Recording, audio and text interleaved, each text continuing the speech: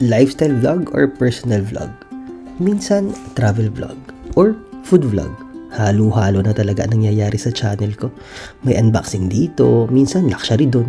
Di ko na alam kung saan pupunta. Ang gulo, di ba? Confused ka din ba? Gusto mo din bang magsimula na lang ulit sa umpisa? Ito ang topic ng vlog natin ngayon. Paano magsimula muli? Habang sasamahan natin ang aking daddy na magpabunot ng ngipin sa dentist niya.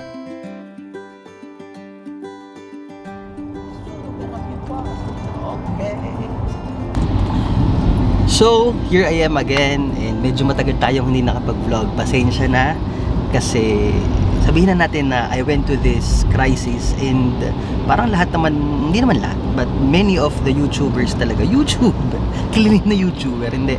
Marami sa mga YouTuber talaga yung nagkakaroon ng crisis, feeling ko. And hindi naman tayo nakataka sa ganyan, talaga nagkaroon din tayo ng crisis. Pero I decided na ipagpatuloy itong YouTube channel natin na to. Kaya fight tayo. And now we are going to my dad's dahil magpapabunot siya ng ngipin, sasamahan natin siya. But as we go along, I want to talk about starting all over again. Kasi I decided to start this YouTube all over again. Parang clean slate tayo, magsimula ulit tayo ng panibago. Why? Dahil nga parang mas gusto kong i-push yung vlogging. Yun ang mas gusto kong i-push. Pero syempre magkakaroon pa rin tayo ng mga reaction videos, mga kung anek-anek, yung mga feature, luxury items, ganyan. Meron pa rin tayong mga unboxing. Pero I want to concentrate on vlogging talaga kasi yan naman talaga yung gusto ko ever since ang mag-vlog. Yung parang bang diary type na videos. For the first topic, we have starting all over again. And gusto ko lang sabihin na I know how hard it is to start all over again. Hindi talaga siya madali, no? Tsaka parang kapag nandun ka sa point na starting all over again, parang hindi mo alam kung saan ka mag-start. Yun talaga ang problema dun. Parang ganun din na nangyari sa akin. Parang sobrang labo ba? Yung malabo yung picture na gusto mong ma-achieve. At hindi mo alam kung saan ka mag-uumpisa. Actually, napanood ko si Bo Sanchez. Ang sabi niya daw, may tikba na pinakasalan. bakit? Ano naman gusto mo na naman? Ano sinasabi mo? May tikba lang kinakasal. Bakit? Dahil May araw tumuulan. umuulan tapos may araw. Ibig sabihin may kinakasal na tikbala. Sari-sari na.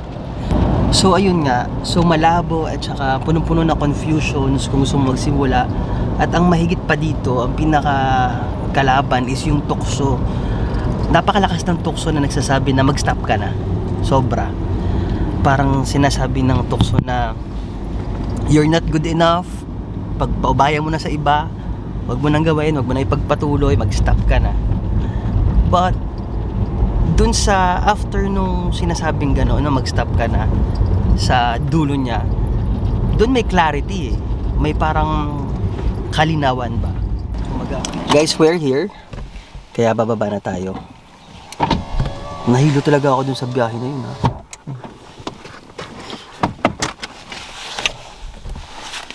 So, we're going sa aming bahay para sunduin ng daddy ko. Naglagyan ako ng mask kasi guys, sobrang daming pollen. Allergy pa naman ako dun. Dun sumasakit ang ko. Lalamunan, ang ilong, kasi singa. Salve, buongiorno. Dun ako talaga sumasama ang pakiramdam. But anyway, as I was saying, turning back to our topic, para makita mo yung clarity, kinakailangan talagang magkaroon ng mga small steps or mga maliliit na actions. Kasi kung hindi tayo magagawa ng action, walang mangyayari talaga guys. Kaya that's the first thing. Kailangan natin gumawa ng action.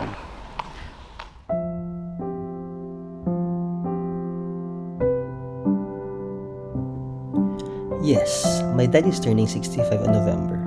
Pero wala sa mukha, diba? Joke lang. Actually, sobrang bata niya. It's just that ang dami nangyari sa kanya this past few years na talagang shocked our family. He had to undergo major operations like bypass para sa puso niya. Apaka-fragile naman kasi ng puso ng daddy eh. Ang mami lang naman ang tinitibok. Ewan ko ba. He also had a mild stroke na lalo nagpa-worsen ng senaryo at hindi lang nakontento doon, di ba? Nagka-COVID pa ang lolo nyo. Matatag ang tatay ko, promise. Imagine, pinagtagumpayan niya ang mga lahat ng iyon. Heto siya ngayon. Medyo hirap ng konti maglakad pero fighting pa rin, di ba? Laban-laban lang. Iwan ko lang daddy kung paano ka lumaban sa bunot ng ngipin. Masakit ata yun eh. Guys, sasamahan natin ng daddy na magpabunot ng ipin. Hop. Ilan bang ipin ang pabubunot mo, daddy? Isa. Dalawa, isa lang muna daw eh. Ilan na lang ba natitira? Dalawa lang, para patasira. Huwag ka lang yan. Dahan. Parang bilis mo ngayon, daddy ah. Wait, ano ka oras na? Anong oras na ba? Oh. Ang appointment niya ay 7:15. Ayan na. Ayan na yung dentista. Nasaan? Yan. So guys, ito na yung kanyang dentist. Sa taas yung kanyang dentist. Hindi ka kinakabahan. Diyan ka ba? Dapat pala yung Kaya papatayin. dapat pala yung dentista ang kakabahan. Oo, diyan gulutin. Wala kayo lang. Ako pula, ako galing. Kahit kunin yung gano'n. Magkano ang Dito pabunot? ang pabunod sa ngipin Hmm. ay €100. Magkano €100 sa Philippine pesos? Ilang libo. Aba nga naman. Isang buwan na, isang tuta. Kaya nakita ko nanonood eh. Patingin ang pabubunot mo, gana saan ka? Gaya.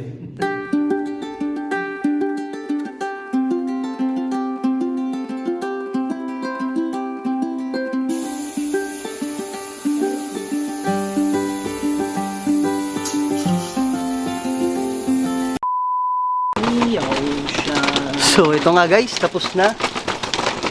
Tapos na ang bunutan ang daddy ng ngipin. Natapos kami ay alas 8 na. Sa daming chika. Ang dami naman chika na rin. Chumismis na ng chumismis dun sa dentista. Tsaka dun sa asawa ng dentista. Daddy, anong pakaramdam mo ngayon na nabunutan ka ng ngipin? Lakad pa. Ay, nararamdaman pa ko na eh. Tinahi ano? Ilahi. Tapos after 9 days daw, babalik ka doon. Babalik. Tatanggalin. Tatanggalin yung tahi. Then, mahirap bumaba pag may ganitong ano. Kasi syempre, masyadong paahon yung dadaanan na yan dati. Magdire-diretso. Finally guys, andito na kami sa aming building. Diyan ang aming bahay. Pero syempre dahil sa ang daddy ay napagod sa mahabang lakad, siya ay magpapahinga muna ng 5 minutes sa upuan na yun. Nakikita niyo yung upuan na yun? Yan, magpapahinga muna siya dyan.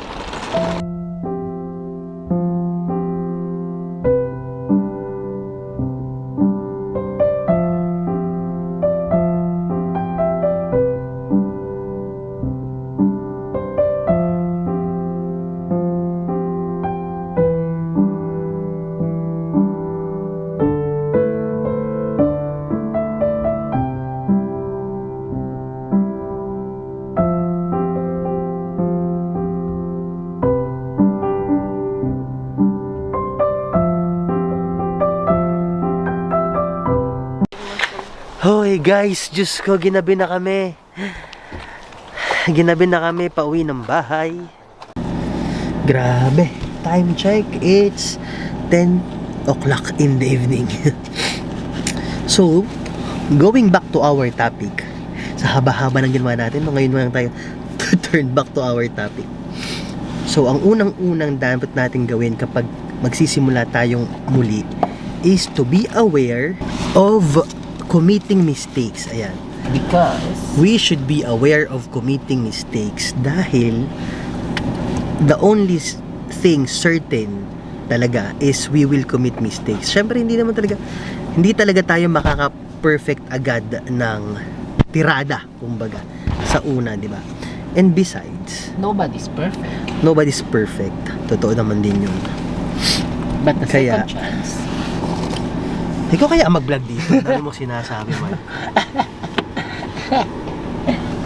Yun nga, as I was saying, alam natin na magkakaroon talaga ng mistakes. At dun sa mga mistakes na yun talaga, dun talaga tayo matututo. Diba? Those are just, hindi naman talaga sila mistakes, diba? They are learnings. Yan, nadadalhin natin in our journey. At yung mga mistakes, normal lang yan. Kaya kahit na ilan ng mistakes na gawin natin, syempre, the only thing na dapat natin gawin at lagi natin tandaan is hindi talaga dapat tayo sumuko.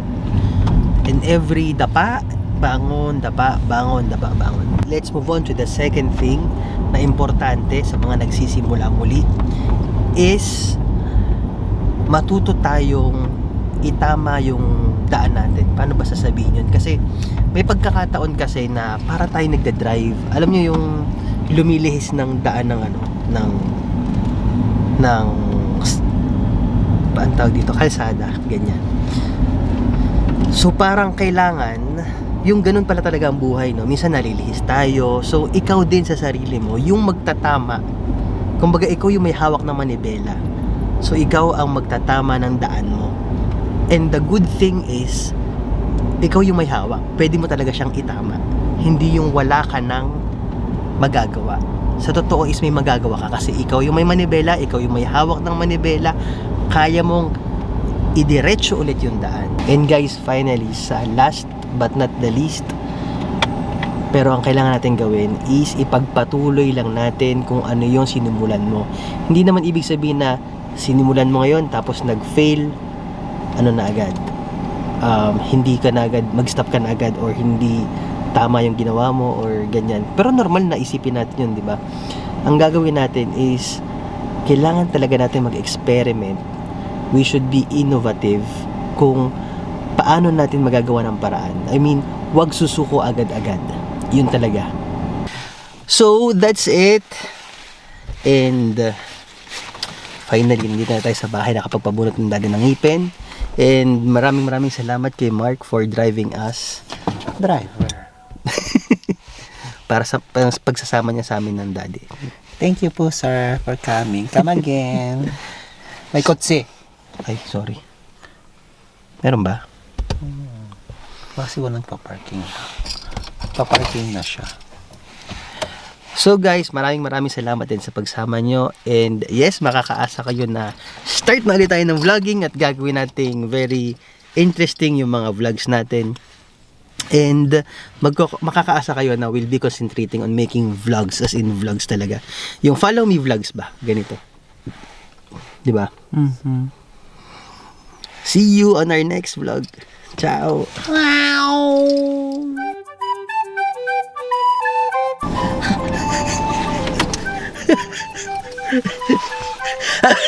Hirap. Bayan. Bakit? Hindi mo sinabi. Ano sasabihin? Nakawan ng camera. Paano ko sasabihin?